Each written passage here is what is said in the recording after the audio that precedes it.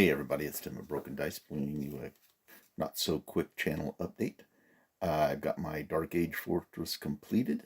Um, I was working on this. I got this last year. I should clarify. I got this last year or the year before when I was really working on a Dark Age project, and I just never got around to doing it. So I finally broke down, got it put together, and painted. Um, then I had the problem of it's so deep and there was no rampart inside to put the figures on up along the wall. So I was wondering, should I just put it on a permanent base and then just build up the inside,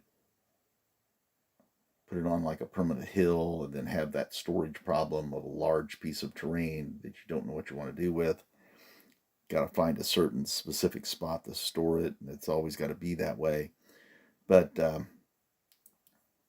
what I did was I was working out one day and I was exchanging the inserts out of my athletic shoes, my tennis shoes. And it suddenly dawned on me, just make an insert that you can put inside of it and then take out of it. Now it's a really rough, first piece of this. I've got some um, PVC plastic sheets I'm thinking about cutting to the actual shape and getting it exactly the right size. But if I leave this one, I still need to do some stuff with the flock and put some tufts out. Just make it look a little bit better. But I was glad I kind of figured out how I wanted to do this. This way, I can take the whole thing apart, store it, and then bring it out and put it together when I need it. The wall pieces, because each one of these pieces here, they're like 4 inches long and they're like 2.5 inches high. So I had to build up the inside so the guys could be up close to the edge and be on the rampart. So the pieces themselves are connected with these little plastic pieces. You get one on either end and it just clips together. And I have a lot of extra of these. So I think it's designed to be put together, utilized, and then taken apart and stored. So I kind of wanted to keep that sort of flexibility. And that's why it led me to doing the insert. Then you can see as I take all these guys off, let's take these off here. Actually, why don't I pause this and then I will be right back as I get ready to take that insert out and show you.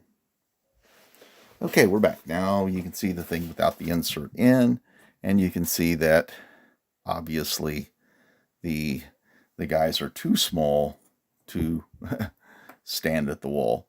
But this way also gives me greater space to put some buildings in. I have more Dark Age buildings, and so I could actually fill the space up better with Dark Age buildings.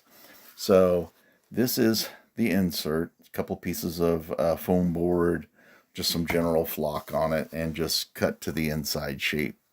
And then that way I can pull this out. I can store this all, and it doesn't have to be on some large hill, because normally when on my gaming table I use the, what do they call those? Those rubber mats and stuff that neoprene mats. And what I do is I build up the hills underneath the mat so I don't have separate hills sitting on the table. Sometimes I have separate hills, but not very often. So that way I can actually raise it up, utilize that as a fortification, or I can use it as the centerpiece in the game with buildings and that sort of thing. And but I do like the way the project turned out. I'm looking forward to getting it on the table in a game. It'd be great for like skirmish games, saga, all that kind of stuff. Like I said, I got this, I would say in 2022. I think that's when I was doing a large Dark Age painting session. So I think that's when I got this. But I've just now finally got it finished and ready to go. Um, so that's this part of the painting and hobby progress this week.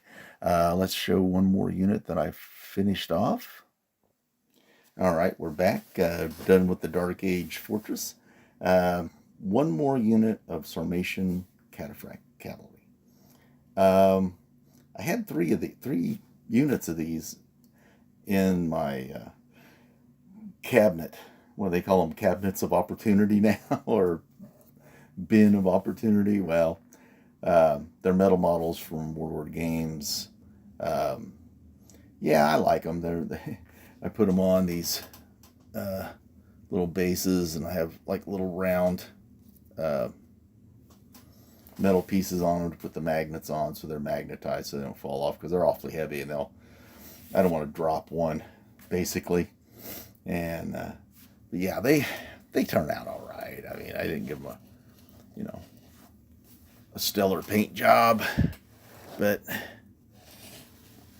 they'll suffice for the table. 3-foot rule. Get after it. Get them on the table and play some games. But I don't have a Sarmatian army. I don't know why I wound up buying these. It must have been an impulse buy. I must have had a plan at some point in time, but it never panned out. So I've got them in my cabinet. I don't know if I'm going to put them on eBay, keep them, or just build an army around these 3 units, which is more than likely what I'll probably do. All right, that's the end of this video.